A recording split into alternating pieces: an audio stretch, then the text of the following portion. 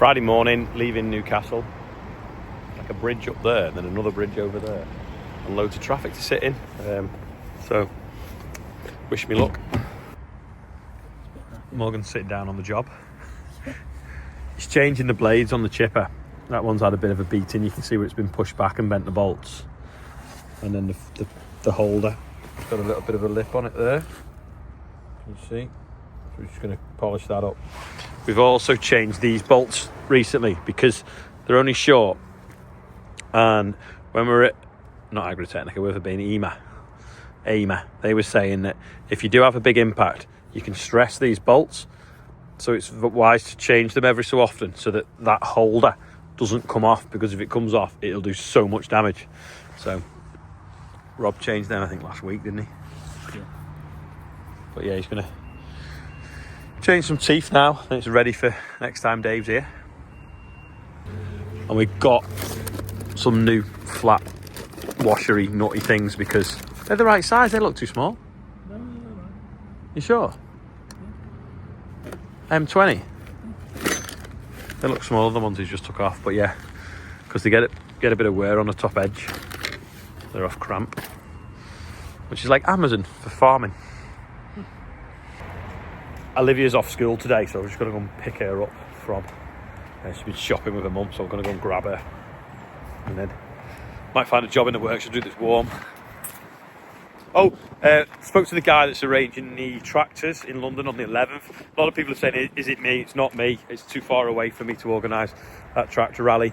It's looking like, if he can sort it with the police, that they'll go in on the 11th and probably literally do what we... My hair's a mess, isn't it? A proper bedhead. We'll probably do what we did, where the maybe park on Whitehall and Parliament Square.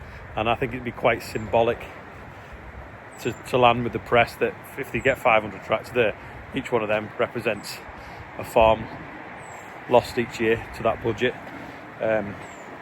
We all know that the figure's probably higher than that, but I think it was quite impactful, rather than them driving around chasing the tails and holding up buses, taxis, and getting the public offside. So seems a sensible guy. I'm sure he can pull it off.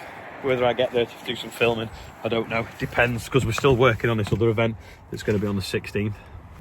Morgan's obviously been doing that, and he said some of the bolts were loose, so we don't know whether the studs have stretched or they just maybe weren't they were maybe mistorqued or something perhaps, or I don't know. So he's just going to check it all when he puts it back together, check it torques down properly. This has all been flattened off as well. It's hard keeping everything dead clean, because obviously if it's got bits of like dust and stuff in it, it can soon squash and then make it loose.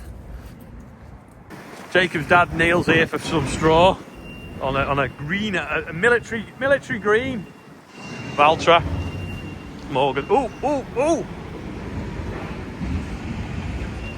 The rat's just run out of that straw down that grid.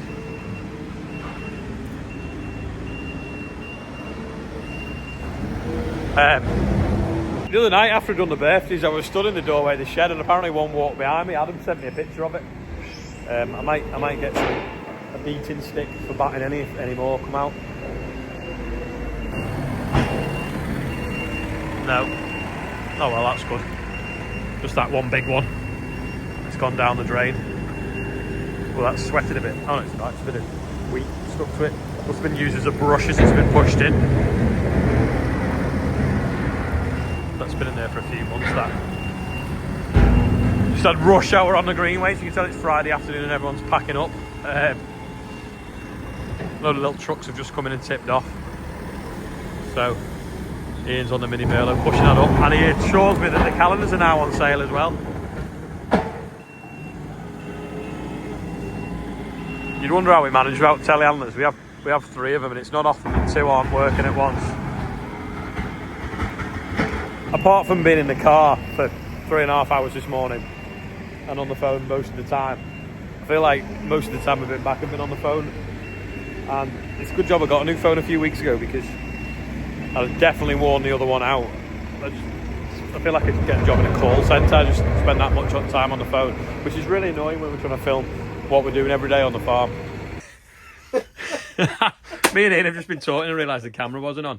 He's just sending the stuff off to the printers for the calendars, which are now on the website. There's some new hats in here, somewhere, different colours and stuff like that. And the next job's to make the jigsaws. I feel like the day's disappeared. Morgan's been loading that straw and Rob's took over putting the bits on the chipper. I've been with Ian getting the pictures in the right order for the calendar, because we couldn't have, like, the fence obviously feature quite heavily because they're the main tractors now, but you don't want to like turn the calendar and it's just a fence in a different field, so we had to make sure that it was all split up a bit. We obviously don't want to put a combine picture on your wall in February, so it's actually harder than you think, putting 12 photos together to make a calendar. Anyway, we think we've got to the right order now, so hopefully the printers will be on with that. We had an issue this morning where overnight, for the last few nights, a few nights over the last couple of months, the electric's been going off in the offices and we couldn't work out what it was. And it was a breaker in there that we thought was wrong. Anyway, it wasn't. Then it went off again yesterday and was flickering. And we tracked it down to an old electric box. And there was, I'll show you. Whatever that was had gone wrong. So they've had to come this morning, electrician, and put a new one on. So that should solve the problem. 52 by a metre. So try and find an off-cut of plywood that we've hopefully had where we've been building the new office. Neil's all loaded and strapped on now. There's a quiz question: how many bales are on that trailer? Think you know? Let me know in the comments. Oh, Rob's got a piece of wood, that'll do. It's a real line, because we got it wrong first time. Is it? Yeah, that's X. X marks the line. So so I'm following that one, not that one. X doesn't mark the spot, basically. Right, okay. Yeah. Do we have any hinges on this rack? I feel like I've seen some hinges and put them away.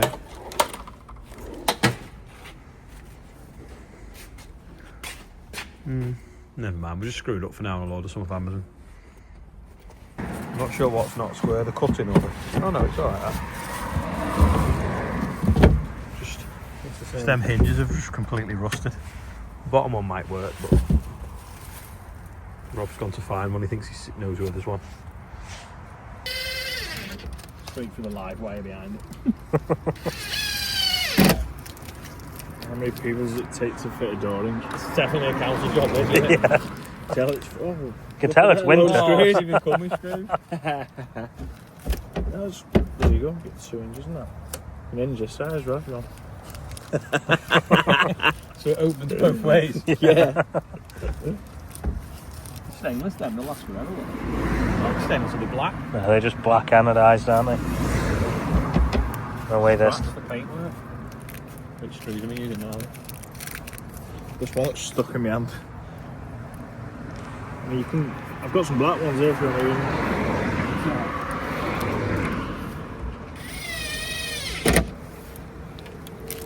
That we will need these. You actually screwed it shut though.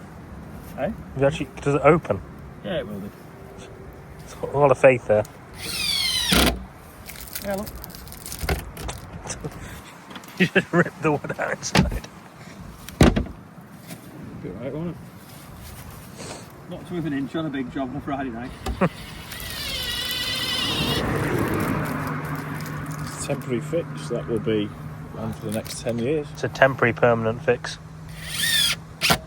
Farmer fix. There we go. And then if we just tuck that screw in there now, it'll stop it blowing in the wind. Yeah.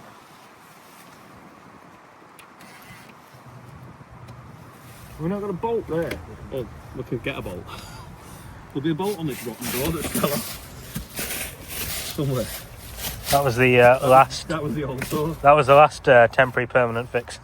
That lasted 18 years. Temporary, that.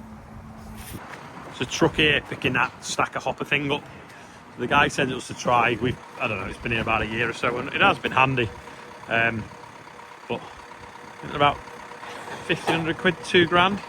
It's not something that we wanted to buy at the moment, to be fair, so I think he sold it somebody as a ex-demo maybe, I don't know.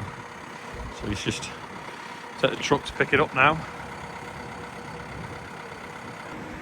Bit frustrating though, because he didn't tell us that he wanted it back this side of winter until after we'd filled it up with is it black oats or something like that, but we've put them now in a big sack. But yeah, that's handy if you need to fill little bags, but yeah, bit of a nuisance really, because we filled it up and then had to empty it. But yeah, I'm not interested in buying one. I'm interested in paying for that this month. There's another load on the way as well. It's only 20 to 5 and it's proper dark. Ian's loading up with his mail sacks, ready to drop that off at the post office on his way home. He has to get there before 6. So I'm going to go and do the birthdays. It's not often we have triple digits on the birthday bumper, but we have today. Auntie Mary, 100. Not my auntie, someone's auntie, 100. I think that's the second time we've had someone over 100 on here. Harry Bullock is 3. Adam Fargo is 1. Ian Powell is 42. Alistair Ingham is 60. And Deborah Fulsham is on there as well. Happy birthday everyone on there. And we're nearly at 81,000. It doesn't seem 2 minutes since it was 81. Cold and damp here today anyway. I've had enough. I'm going to go in, edit what you've just watched, have a drink, because I feel like I've been talking all day on the phone and I'm thirsty, and the salt and pepper chips didn't help for dinner. In fact, we couldn't decide what to have for dinner today, so the lads went to Chippy.